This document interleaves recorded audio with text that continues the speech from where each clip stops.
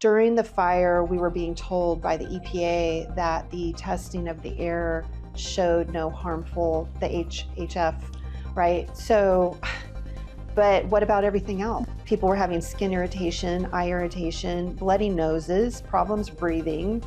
We talked to somebody yesterday that had blisters on her hands. You could see the blisters. Hey, it's Jordan. I am in Flint, Michigan, East Palestine, Ohio, Tumwa, Iowa. Please support the only independent outlet on the ground covering what the corporate media covers up.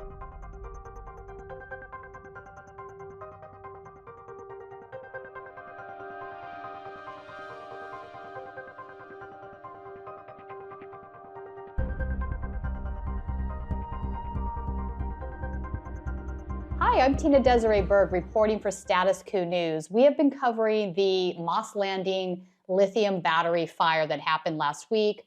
Right now we're in Prunedale. I'm here with Heather. Heather, you live here in Prunedale.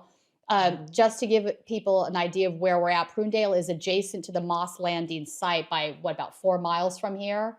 So initially, when the fire broke out, there was my understanding there's a big puff of smoke that had a lot of toxic chemicals, and obviously it blew this way into Prunedale. Maybe I think went south a little bit, but anyway, you guys seem to have borne the brunt of what that toxic chemical cloud was. Right. So walk us through. You were home that night when it broke out. How did you find out about it? Yeah, I was actually in there cooking around 6 o'clock, and I got a phone call from a friend who was driving back home from the Bay Area down the Highway 1, and she called and she said, the highway's closed because there's a fire at Moss Landing. Wow. And she said, we're being rerouted. And I said, oh, she goes, we just wanted to let you know. Do you know about it? And I said, no, I don't know anything about it. And it started around 3 o'clock, I believe, that day, Thursday the 16th. So I was making dinner and I thought, oh, okay, well, it's a fire. It'll get put out, right? I really wasn't that concerned about it because literally we were just dealing with all the fires in Southern California, Right. Massive wildfires. And I knew that Moss Landing didn't have a forest or anything around it. So, there is that concern that it could blow this direction, but it was pretty far. So I just thought, And then it was later that evening, I got a shelter in place notice through my phone. And I was like, wait, what? What is this about? A shelter in place? And it said that we needed to keep our doors and windows closed and not turn our heat or air conditioning systems on, to keep them off. And I'm like, what? Wait, why? Yeah. What is this? And it became abundantly clear over the next couple of days why. And then I heard about the evacuation zone, which basically stopped at Elkhorn Road and Castroville Boulevard, which is about 2 miles from here as the bird flies. And that is the way that I go to Monterey, because I go to Monterey pretty frequently. Yeah. And so I even kind of went around the Cursorus route, but I still had to go through Castroville to take the 156 to go over. So when I did that, you could see the fire. And then I heard through the news press releases that they couldn't put the fire out. And this was the next day. Yeah. Well, that's just it, right? What do you mean you can't put the fire out? I don't think people were aware that lithium batteries were ignited by water. That was new information, and that they could be so toxic.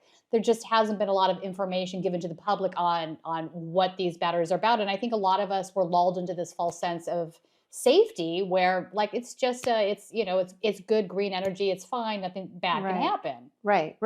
That was, I was completely clueless and ignorant, like most people I think out there. I knew that there were battery storage components out there that are actually part of the Tesla PG&E part, because you can see those on Dolan Road as you drive by, or at least you used to be able to. You could see them on the other side of the fence. And when they first started putting those in and they started talking about tearing down the buildings around the smokestacks, I had read that it was the biggest battery storage facility, in the world at that time. But I thought, oh, okay, great. It's where they store the energy from the solar, and they said that there were no toxins, and that's a great way to use the old facility, right? Because they have all of the infrastructure there. I didn't really think that much of it. I'm like, oh, that's kind of cool. Okay. And then this happened, and we found out that one of the old buildings actually had 100,000 of the units in the building. And it was stacked, and it was an old building that I had driven by, and I kept wondering, when are they going to tear that down? Because I had no idea it was filled with batteries. I thought all the batteries were the ones that were on the ground, that were in the metal containers. Right. And so obviously a huge cause for concern, because then there's, the reports start coming in about the lithium and all the chemicals involved in this. And not only that, it was a 75-year-old building. So who knows what kind of, I'm assuming it had probably asbestos in it, but I don't know. Likely, right? And lead, likely also. Old electrical, or maybe some of that had been redone. I don't know, but a lot of old materials in that building that also burned on top of all of the batteries themselves. So when this started kind of becoming known, I was on the local Prunedale community page on Facebook, and everybody's just like, oh my God, what does this mean? And there's smoke here, and I have a weird taste in my mouth. And you started, like, you could smell the chemical smell, you could taste the chemical taste in your mouth. Then I started getting like soreness in my mouth. And I thought, what in the world is this? I think everyone, including myself, was in so much shock. Yeah. Because here we live next to this beautiful, pristine Monterey Bay Marine Sanctuary, and then right next to that is the Elkhorn Slough, which is the second largest wetlands in California. Yeah. It has 16 endangered and threatened species in it. Oh, I didn't know that. Yes, okay. 16. I mean, I just got this off of their website because I was kind of curious what potentially this could mean for that area. I think people know about the sea otters, and that's about it. Yeah. Which are incidentally very cute. Yeah. And I've been in the slough kayaking in the past. Yeah. There's little tours you can take in there. You can see there's rafts of otters where like 50 otters will gather at a time, and they hold hands and they hang out and they have their babies and they play. They and sleep on their bellies. Yeah. I mean, cute. It's, and then you have all of the big sea lions that are to the entrance of it. I mean, it's a really beautiful place. And so I think we were all in shock because we all just assumed that with the strict regulations that have always been in place around here for everything, except this, apparently. Except this, we just couldn't believe that this was happening. I mean, you have to get a permit to cut a tree down. Right. You have to, I mean, there's so many restrictions for everything. Building codes, they red tag buildings all the time for not following proper procedures. Right. And so you just sort of make an assumption, especially knowing that the Monterey Bay is a marine sanctuary and it's so protected. We just assumed. Yeah. None of us really knew that this could even happen, that there were these risks associated with it. The fire that happened 2 years ago was quite small. I barely remember it. Yeah. And I feel like they sort of downplayed that as well. And that should have been the first red flag that this was potentially a very dangerous thing to do, was stacking these batteries. Right. This comes on the heels of the Palisades fire. So the Palisades fire, which is down in Southern California, Los Angeles, that garnered world headlines because of the magnitude and size of it. One of the problems that came out during the course of the fire burning through that week was the amount of Tesla vehicles that caught on fire, and then the batteries were blowing up, and similar to this, but on a much smaller scale. So I remember when this happened thinking, my God, that's 100,000 batteries stacked up on top of each other. The toxins that we had here just from, 200 Teslas blowing up was bad enough. I cannot imagine the magnitude of this. So it feels like there should have been more communication from Vistra, the company that was responsible for this building, about what some of the safety hazards might be. I don't think the community was well informed. I don't think, we interviewed Supervisor Church. The impression I got from talking with him is that the county wasn't well informed about the magnitude of this. The other night at the town hall, the fire chief was coming out and saying they told us that they had these safety, protocols in place. So we believed them, and then we show up and the response is just to let it burn. Right. And I think I've heard that they were trained on how to put out the fire on one battery. Right. Not a thermal reaction of 100,000 stacked on each other. Yeah, which is crazy. There's no stopping that. Exactly. There really isn't. So Right. that should not have been allowed in the first place. Right. So health impacts long term. We had the first day where the EPA came out and tested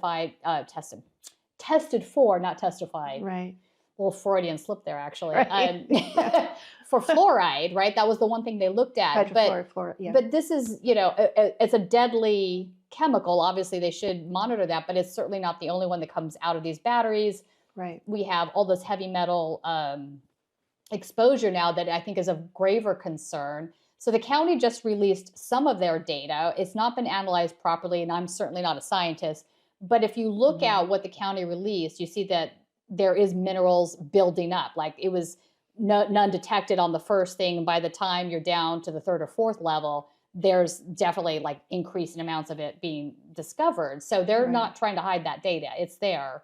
What are your thoughts on that? The last release was this morning, I believe. Yeah. So our group that we created, there's a group of us that came together and we created Never Again Moss Landing. Yeah. We have our website, neveragainmosslanding.org. So Brian Roeder, who you interviewed a few days ago out over there, he got together with a local testing organization. Yeah. And through the community, we tested about 130 locations in about a 25 to 30 mile radius. So we've done that, and those results came out today. I haven't had a chance to look at them yet, but it's going out to the media. We do not have an analysis of what that means. Right. And I guess my question going to the county with the data that they've collected, and also with the data that was collected by San Jose State University scientists at Elkhorn Slough, the soil testing, they've come back and said it's very high, up to 1,000 times levels of nanoparticles of heavy metals. Okay, so we know that that's there, but what does that mean? There's been no index or analysis given to the public of what the toxicity is to humans. Nothing. So that, I mean, you have the data. Why aren't they saying what that is? I mean, you can,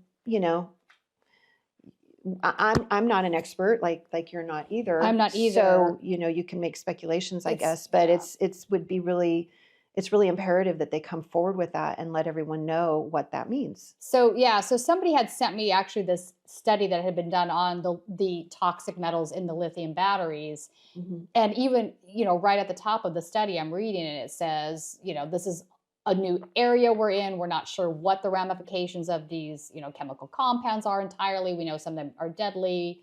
So I feel as if just there's not enough background information to make those decisions. And I think some of the doctors, I know I read something earlier where a doctor was like, a standard heavy metal test doesn't test for cobalt or manganese or some of these things. Right. So for his patient, he's ordering tests for these specific metals because the normal heavy metal panel doesn't cover that, right? So yeah, it's unfortunate that we don't have this baseline, but I mean the good news is that it didn't happen before, but the bad news is they knew that this could potentially be a problem, and there wasn't adequate preparation done. It feels like we're all just kind of, taking a stab at it in the dark at this point. Right. And some of that isn't necessarily malicious. I'm not suggesting it is. I just think that for whatever reason, nobody thought that this could happen.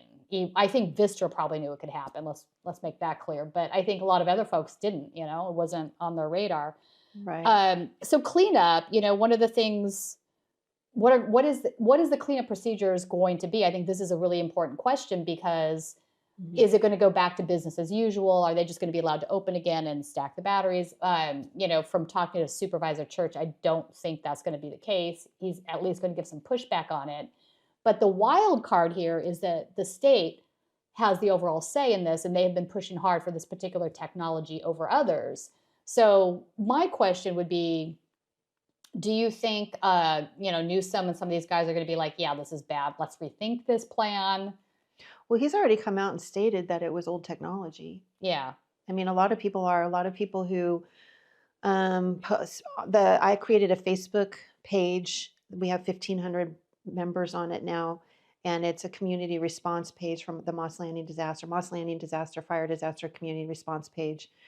So I'm getting all kinds of information coming in there. And it's interesting because the majority of the people are now against the technology. You know, people are so angry and frustrated that this happened, and because it is the fourth fire that's happened there in 5 years, no one trusts that it's not going to happen again. Right. Because when you have a fire or an incident or whatever you want to call it every approximately 14 months, it's not acceptable. No, it's not. They should have made changes after the first one, and they didn't. That's the problem. That's why this is where you lose public trust, right? Exactly. And that's where everyone's at that point now. So, but you know, it's interesting, some of the posts that come through to the page are people who are supporters of the storage systems, saying that there are other more advanced, safer storage systems that are out there, and that this was just old technology. They should have never stacked them. I've heard everything from that those LG batteries were prone to catching fire. Why were they in there in the first place? The first place. So I'm just reading all this stuff that people are posting, and I'm just, you know, it's been a fire hose of information, honestly. I mean, pretty much every minute of every hour of every day, I'm reading through because I'm trying to keep up with what everybody's saying. I have to monitor the site. If something is inappropriate, I delete it. I haven't had to do that too often, but so, you know, the people that are still trying to push for these facilities going in, because they're trying to get them in everywhere. Right. New ones. Exactly. All over California in rural unincorporated areas. And the reason they're trying to do that is because rural unincorporated areas don't have city ordinances that don't allow them. Or city council representation necessarily. You're correct on that. We just have county supervisors that oversee our area. Glenn Church happens to live out here in Prunedale.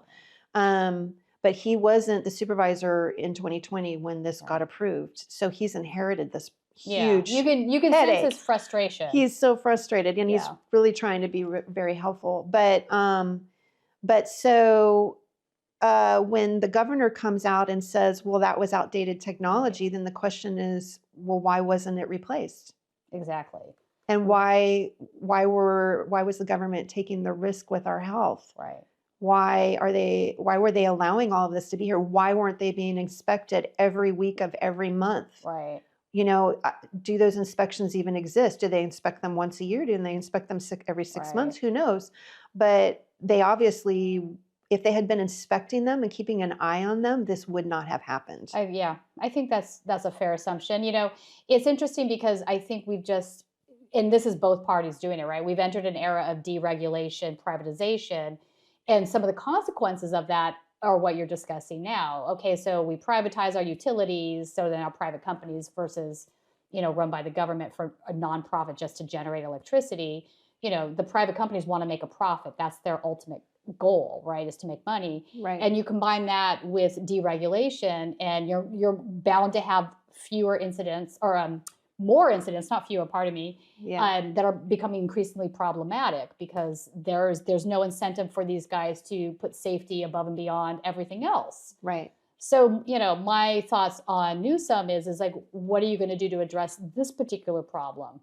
Right. If you want to go forward with this sort of technology and you say, it's fine if we have the more newer version of that. Is it though? I mean, you're going to have to work hard to get the public trust back, I think. Right, for sure.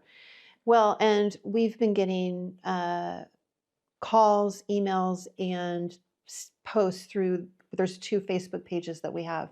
The other one deals with health issues and problems that people are reporting. Yeah. And Brian and Angie created that site, and they created that, and I created mine the same day before we met each other. Oh, wild. Like 2 days after the fire started, and then we all kind of came together, and so we have both of them now. But we're getting calls from people all over the world and all over the country that are saying thousands of these are going into our area.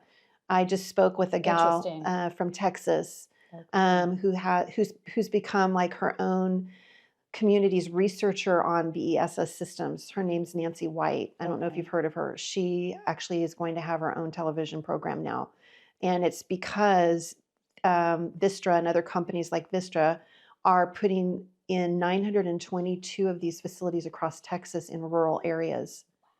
922. That's a lot. And they're just streamlining them because there isn't local regulation. People aren't being made aware of the risks. Right.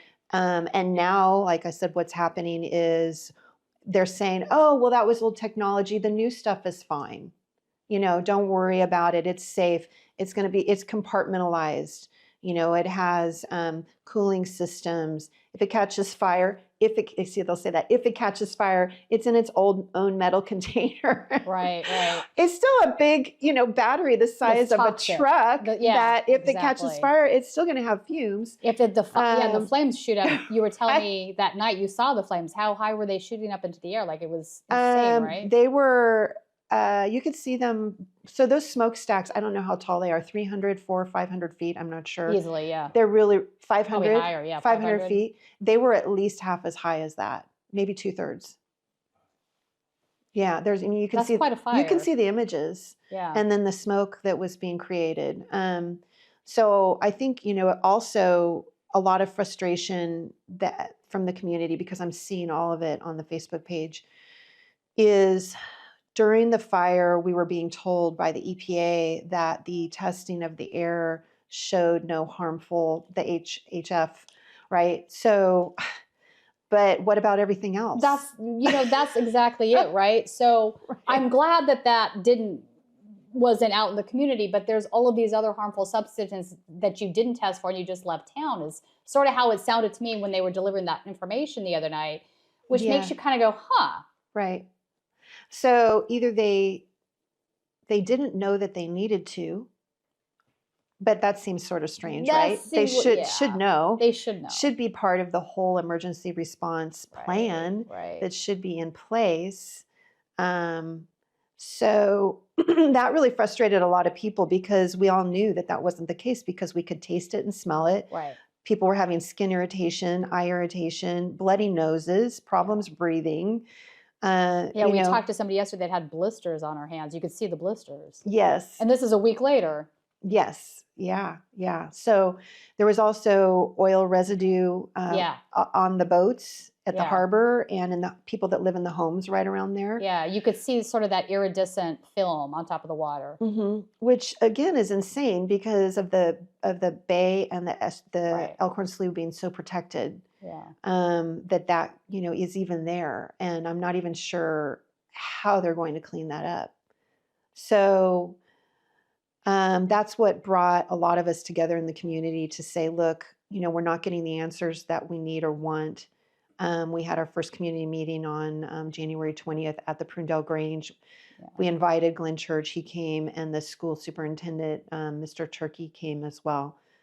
We invited some other local officials, but no one but the two of them came. Interesting. And we protected them a little bit because we didn't want them being attacked verbally or physically. And I think that's part of the reason a lot of them were only addressing the local news media and they were not allowing the public to come in and ask questions because people were angry. I see.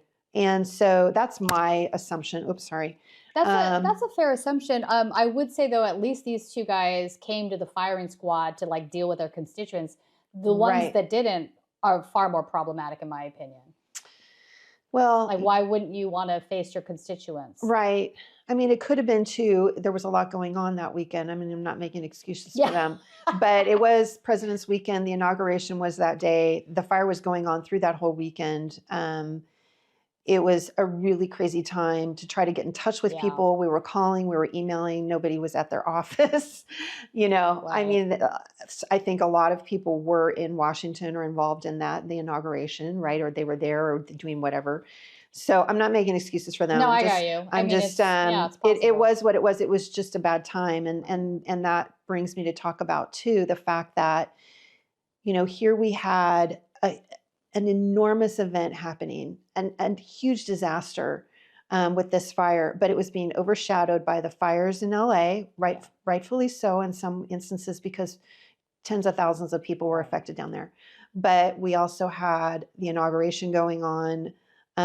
There's been 2 plane crashes, and now there's all this stuff in the Everything's news. a 5-alarm fire right now. It's just a really, really crazy time. It's crazy. Yeah. But that being said, so my mom lives out of state. She lives in Utah, and her and my stepdad watch the news all the time. They're at that age where that's what they do, right? Yeah. They watch the news all Yeah. the time. I mean, I think it's a little detrimental to their health, but they do Probably. it. And it probably definitely is. yeah. And so my mom, being that she is of that, age, and she's retired, kind of retired, and so she worries a lot about us. She is always calling me. I mean, I talk to her every day, but she'll call me and she'll be like, "Did you hear about this happening, in the Bay Area, or this so and so happened here, or someplace within 100 miles of us?" And I'm like, "Yeah, okay, I know about it. It's fine. That's far away from us. We're okay." Well, she wasn't calling me about this. Oh, interesting. And which is literally 4 miles away. yeah, and she knows it wasn't making headlines. No, it wasn't making headlines. And I was so busy with putting this meeting together and this group and everything that I didn't call her for a couple of days. But then I realized, I'm like, I haven't heard from my mom. Yeah, that's wild. Why have I not heard from my mom? She surely knows about this. So on the Sunday, I called her and kind of let her know what was going on. I'm like, "Mom, do you know about this fire over at Moss Landing?" She goes, "No, what are you talking about?" Huh. I'm like, "How do you not know?" Wow. And she said, "I don't know. I mean, I haven't heard anything about it." I said, "Well, it's the largest, it's second largest now, lithium battery storage facility in the United States, if not the world. It's been on fire for 4 days. How have you not heard about it? Right. It's 4 miles from us." And she's like, "Well, I haven't heard about it." And I thought, you've got to be kidding me. What Yeah. does this mean? And then I started talking to other people, family members in other areas, even like in the Bay Area, and they didn't know about it. Yeah. There are people here locally in Monterey and Carmel that still don't even know that all of these health problems are happening. No, they don't. In fact, we were the first night we got into Monterey, where our hotel is. We went out to grab a bite, and I asked the waitress, or John asked the waitress about this, and she's like, "Oh, it was just a little fire. It's out. It's fine." And I'm like, "Yeah, right. A little fire." Right. But yeah, so for whatever reason, not getting attention. It's the overwhelmed news cycle. It's a host of things, probably. So going forward, your group is, I know you're having a demonstration outside of the Moss Landing facility on Saturday to try to get more information out to the public, garner more publicity and whatnot. Yeah. What other things are you guys planning to do? Well, okay, so it's a press conference. It's a citizens press conference. It's not a demonstration. It's just okay. I thought you guys were going to do signs and. Well, there probably will be signs. Okay. I mean, a lot of people are being invited. It's really to discuss the concerns of the community. Right. Talk about issues that still aren't being addressed. Mm-hmm. And now we have the test results, and I'm sure some of the conversation will be around that as well. So we have that. It's been so much that we've been doing for the last 3 weeks, and just trying to keep up with everything and all of the information that's coming to us, not to mention we have about 400 emails of local citizens that want to be involved. We've created this website. I mean, we were really not that far into the process. So the other question I have for future looking, so we do have this county data where they have the 8 testing sites, and they have definitely tested, as we talked about earlier, for these heavy metals, and they are definitely present. This is coming from the county. It's showing up in the soil. So that's what we're seeing right now. And then we have your group's test results that just came in this morning that you guys are going to release shortly. So my question I have going forward is this: we need to find somebody to analyze this and give like a sort of an independent scientific framework with which to deal with this information. Right. The metals are present. We see it. How dangerous are these quantities of metal? Are they going to leach into the soil, the aquifer? Is it going to eventually affect the farming community?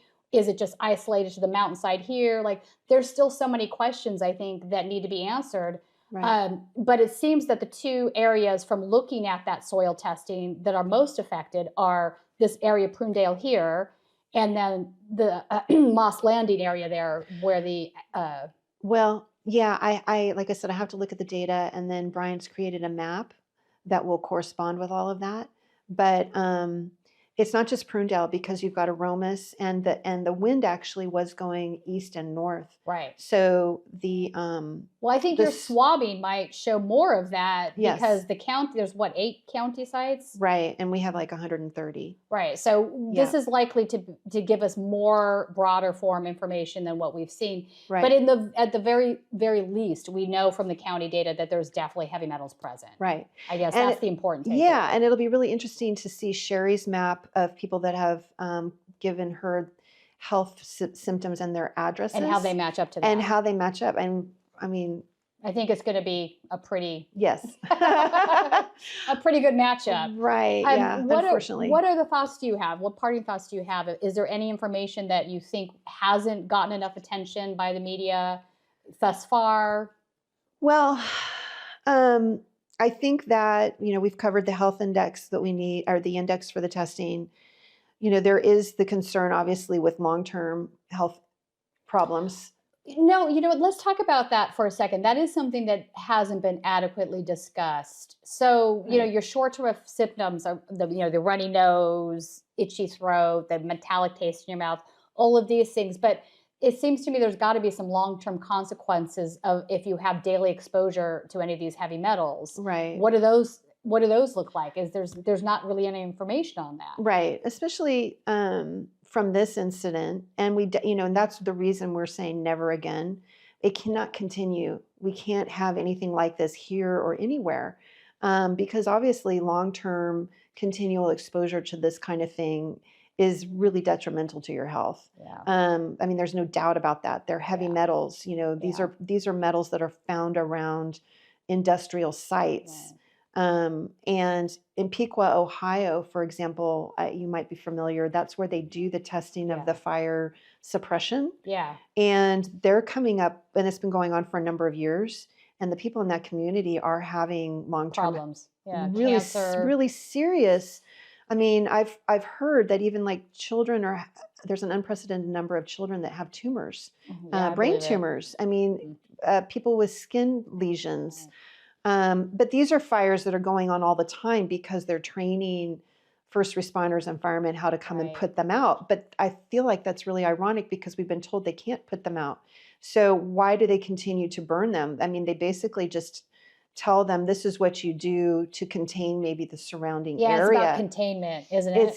It's about keeping it maybe from spreading to other areas and how they protect themselves. Right. But it's really not about putting the fire out. No. So why do they need to keep having them as a test? That makes absolutely no sense. It seems like there must be a better way for them to do it. Plus, it exposes the firemen to the toxic chemicals as well. Yeah, exactly. Yeah. So that's a good question. Yeah. So I think there's a lot of issues. First, we talked about cleanup procedures at the LULAC meeting the other night. They touched on that briefly.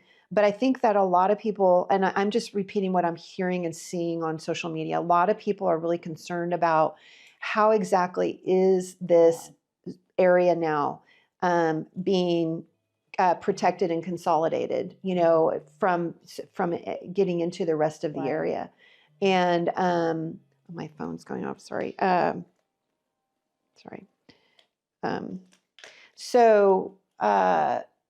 So how do we keep it from sloughing off with the rains into the Elkhorn Slough? Right. I mean, apparently some kind of tarp system's been put over it, she said the other night, right? She said some that wasn't clear to me. That wasn't clear to me either. Some sort of protective covering. Yeah. But I don't know. The good news is we had all this rain last night and it didn't reignite. So there must be something covering that lithium up. I don't know. But yeah, she said something about a tarp system. It wasn't clear. Right. But how do you keep that from running into the adjoining land? I don't think you can.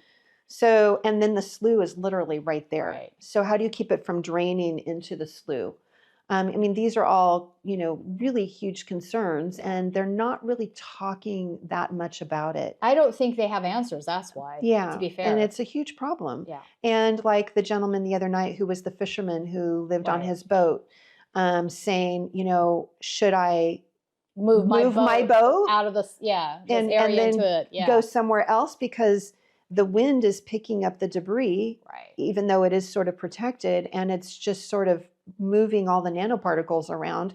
And those poor people that are right there Right. underneath it are breathing it, and not only the fishermen, that some of them live on their boats, but they work on them a lot. Right. And then there are neighborhood communities right there where the people live. Right. So, I mean, that's a huge unanswered question in my mind. Yeah.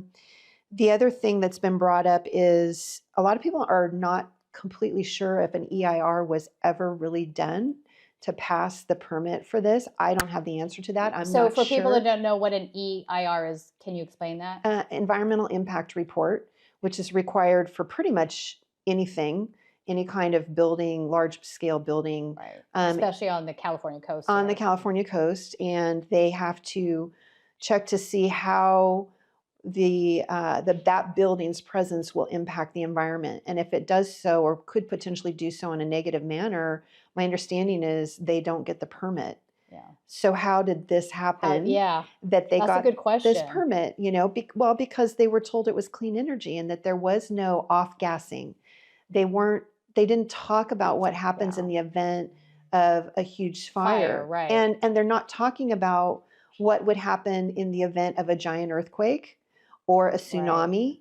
I mean, we just had a tsunami warning 2 months ago Right. here because That's of the right. big earthquake Yeah. that was on the northern coast. I mean, that isn't uncommon that could happen. No, it's not uncommon. And so even if you have all of these batteries down on the ground, which are safe, whatever they're saying, and they're no longer stacked in these buildings, if we have an earthquake and or a tsunami and the water comes up, it will get into those batteries that are on the ground. Right. And when the batteries get wet, they short circuit and then they create a fire and then they go into thermal runaway, which is everything we're learning, which I've just all learned in the last 3 weeks. So it's just, it's like one question creates another question. And I don't know that anybody has any answers, but I know as local citizens, we're the ones being affected by this. But not only us, anybody else could be in the future where these facilities are going in. Yeah. They're going into unincorporated areas where they don't have regulations to protect people. And you think that's by design for Vistra to do that? Well, they're doing it because it's easy. Yeah, it's easier. Yeah. They know there's going to be less safety regulation, less red tape. Right. Fewer questions. And because they can. Yeah. I mean, that's generally the case in the areas that are in unincorporated county areas of cities. You don't have the same sort of representation because you're unincorporated. You don't have a city council seat necessarily on the council board. Right. You will have a county supervisor person, but it is less. Right. So Orange County, I don't know if you read about them having the emergency moratorium on the approval of these BESS systems in the unincorporated areas of Orange County. Yeah, South Orange County area, Yeah. So I've been putting it on my Facebook page that I wrote to Glenn Church saying, hey, you guys have your meeting tomorrow. It's Friday. They're going to discuss all kinds of different topics but including this, the BESS system here. And you really, really probably should do this. Yeah. They keep saying that their hands are tied, that it's really this in the control of the state. But if Orange County can do it and make a big statement in doing it, whether they have any even if they lose the battle, at least they tried to fight the war. Even if they lose, ultimately they're still making a huge statement to Newsom, to other supervisors, and to Vistra and other companies. Like, look, we are aware of these risks now. Right. And we know we don't have the regulations in place yet, but we're going to start putting them in place. That's right. We're putting you on notice. Yeah. And I think that is it, because at the end of the day, this isn't an argument against green energy or renewable energy or non-fossil fuel energy at all. It's an argument against not having the proper safety protocols in place for any kind of energy. Right. So some people are going to want to turn this into like a green versus non-green energy thing, which isn't really what this is about. It's like, let's just make sure we have adequate safety protocols so that we don't have, people being poisoned. Right. If something goes south. And so what is the end result of that? If the end result of that is that you no longer have these stacking systems, or you no longer have these lithium-based batteries of any kind, because there's different kinds, I've been told. Some are more risky than others. The phosphate one, I believe, is less risky. Yeah, I think that they said yesterday. I know. I'm still learning a lot about this too. I am too. Yeah. So, I mean, if the result is that everybody comes forward and says, look, the lithium-based storage systems are just not the way to go, we need to turn to a different system, then that's what needs to happen. Right. And so, but the other thing too is we have to be careful that we don't create these systems everywhere when we don't understand the technology, we don't streamline them in, and then we don't have, 10 years from now, all of this stuff that's obsolete. Right. If the batteries that were put in 2021 and 2022 were already old technology, then, and all those have to be replaced, then what happens to those? And that's just in 2 or 3 years. How do we dispose of that? I mean, I've heard that, they're starting to recycle a lot of them, but I've heard a lot of these batteries haven't been recycled up to this point. They're just going in the landfill. Right. And they're filled with toxic chemicals. Yeah. So are we addressing one problem to create another, which unfortunately as humans we often do, and we have, it's been our history, right? Yeah, true. To do that. And so it's, we were all on this green bandwagon to, no more emissions and this is going to be great. But now this has happened and it's been really eye-opening to myself and a lot of people that, okay, wait a minute, maybe we need to take some time, take a step back and figure out exactly what we're doing, Right. Because there are safer alternatives. It's not as if there's only 2 things on the menu, lithium, fossil fuel. There are many other options that might be the better choices. Yeah. Right. So, and the other thing I'm going to say too is I really think it's important that we have new evacuation procedures put in place before this plant, if it's allowed to go back online, because a lot of people were not notified of the evacuation. So many people have said that their phones didn't notify them. No. And we have to talk to several. And in fact, you're the first person I spoke with that did get at least the shelter in place notice. Yeah. Some people didn't get any notification whatsoever in this area. So clearly in the zone where it was a problem. And you know why I did is because about 5 years ago, we had a major storm here and there were a lot of downed trees and power outage for about 4 or 5 days in the middle of the winter, this time of the year. And I had read or somewhere I had been informed that you could go on and set your phone number up for evacuation or any kind of notices. Yeah. So I did that. So I think that's why I get those. However, I do know people who have their phones set up for that and they still weren't notified. So it's a failed system. Something's not working. There's that. The other issue is the evacuation area only came about a mile away from the plant. Right. It stopped just before the town of Castroville. And it stopped just before you get to the outskirts of Prunedale. And yet we know now a lot of these particulates, and our testing will show that, are much further out. Because what happened is it went up, and they even said on the news, well, there's no cause for alarm because everything's being burned up and it's going straight up. Well, I have the video that shows it from a distance on Friday, the day after. It goes up, and then it comes directly east towards Prunedale. And then it starts to settle. You can see the angle of it. Right. And it's settling in all of this foothill area. And then I drove into the foothills where there's trees and you can see the smoke all in the trees. I mean, it was settling here. And it not just here, but in other, going 10 miles out or farther out. Wherever the wind would push it, that would make sense. Exactly. Yeah. 1 mile wouldn't be sufficient. And the wind wasn't strong that day.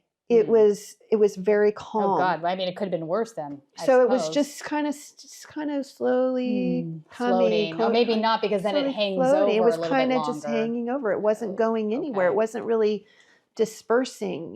So I think that the evacuation procedures were completely inadequate. Okay. They have to have another sort of warning system, and if that is a siren. Something, an emergency maybe it alert. Goes old school with it. It's combination. I mean, I grew up in the Midwest where we have tornadoes, and the sirens go off, and everyone knows what the siren means. Right. Does that mean we have to do that here? I don't know what other system there is that could alert people other than a siren, because the phones aren't working. Yeah, sometimes low tech is better than high tech. Yeah, I mean, truly, really, yeah. So. Truly. So they need something like that. And then I think too, in the future moving forward, I mean, I would really like to see, I know that Dawn Addis has her AB 303 proposal. Now, this is your state senator, She's our assembly person? assembly person. Assembly person, okay. Yeah, she's from like San Luis Obispo all the way Okay. up to Santa Cruz, the whole coastal area. And she proposed AB 303, which is going to stop the state from being able to fast track these projects. That's a good idea. Yeah, and then it also keeps them from being in environmentally sensitive areas. They can't be near schools or hospitals. Oh, good. They can't be in flood zones. They have to be 30. What would the argument be for not having these batteries storage facilities out in the desert area where there's less humidity, less water, not a dense population? Well, I'm just thinking out loud. Texas is a very hot place, right? And they're putting 922 there. My initial thought was because of the heat, because they have to keep them cool. So they have their own air conditioning systems, and we're in a very... So it would be more costly. They would sort of, in my opinion, if they're constantly having to keep them cool and it's 120 degrees, what's the point of that? Yeah. You know, like...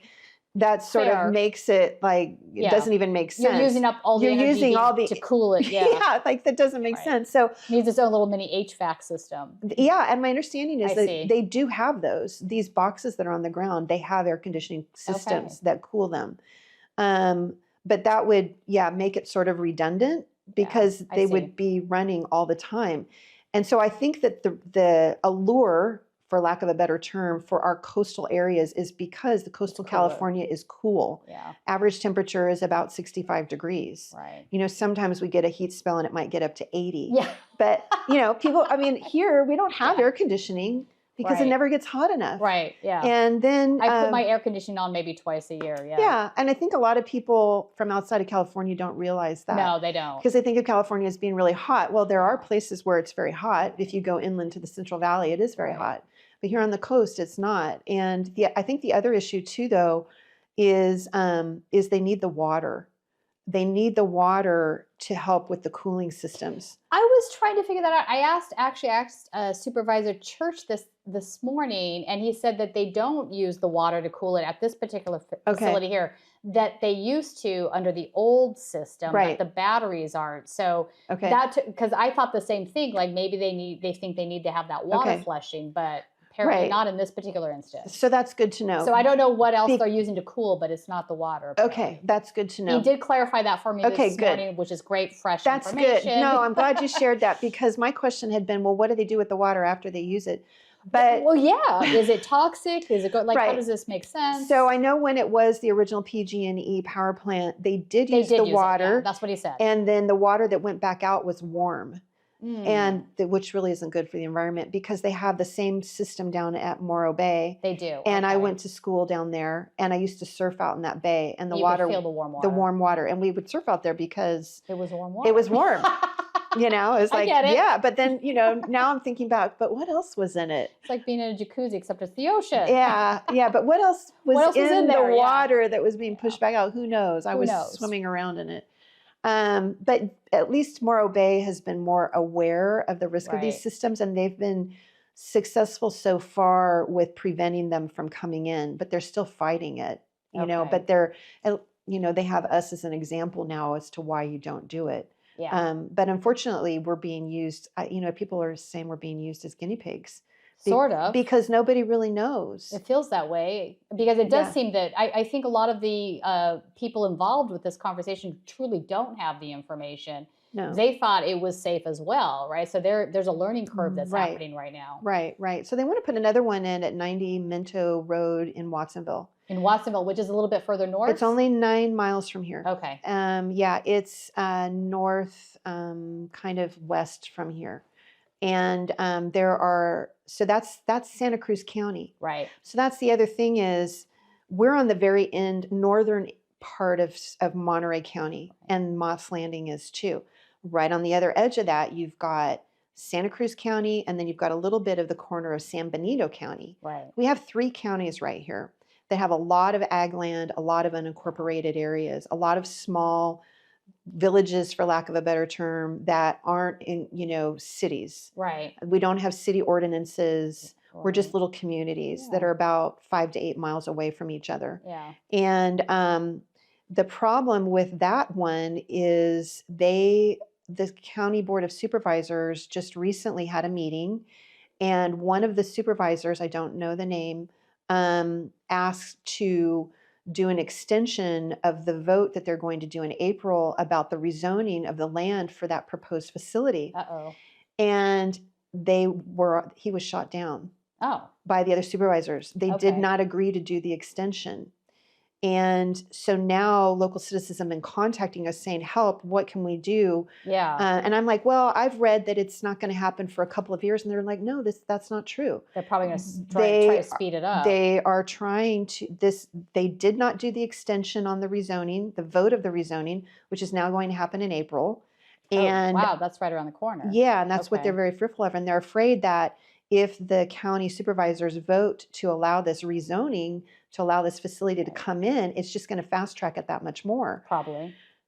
So again, it's another unincorporated area. There is Mhm. some low income housing around there. It's generally They the do have case. big power lines coming into there, which I'm sure is part of the reason they want Yep. to put them there.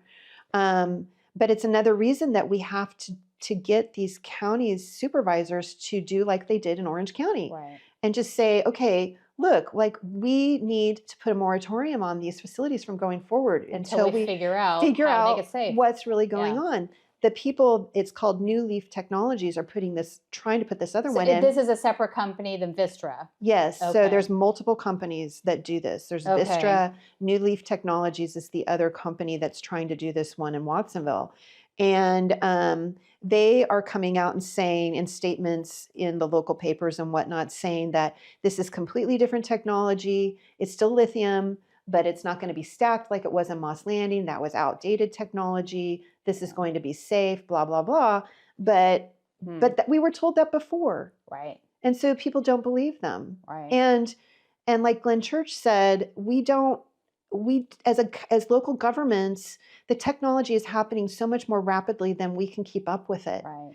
And so there needs And it's to be also sort of happening behind a wall. I don't know that these companies are fully communicating what they know about the products that they're, selling to the public. I feel like Right. a little bit of that's going on, sort of like, not to the extent of tobacco necessarily, but the same principles where they knew for a long time how toxic the chemicals were in Right. the Tabasco, but the Tabasco.